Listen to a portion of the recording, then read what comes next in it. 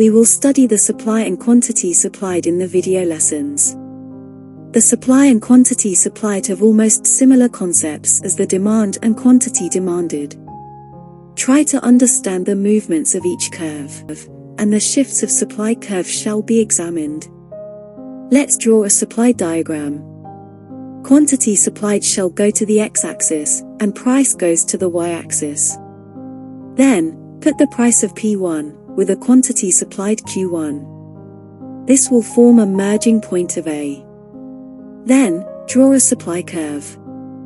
Now, let's see how a movement along the supply curve takes place. A movement along the supply curve takes place when the price of a product changes. For instance, when the product price rises from P1 to P2, a movement along the supply curve may occur from point A to point B.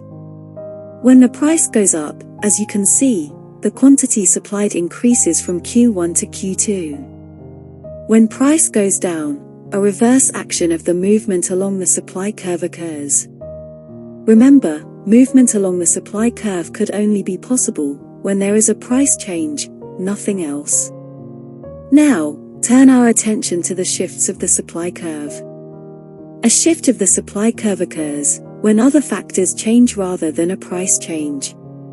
Such factors shall include development of new technologies, number of sellers, changes in input prices, etc.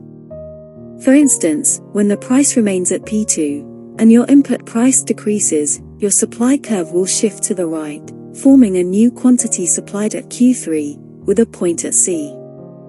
Additionally, when price remains at P1, and your input price decreases, your supply shall increase to Q2, by forming another merging point at D.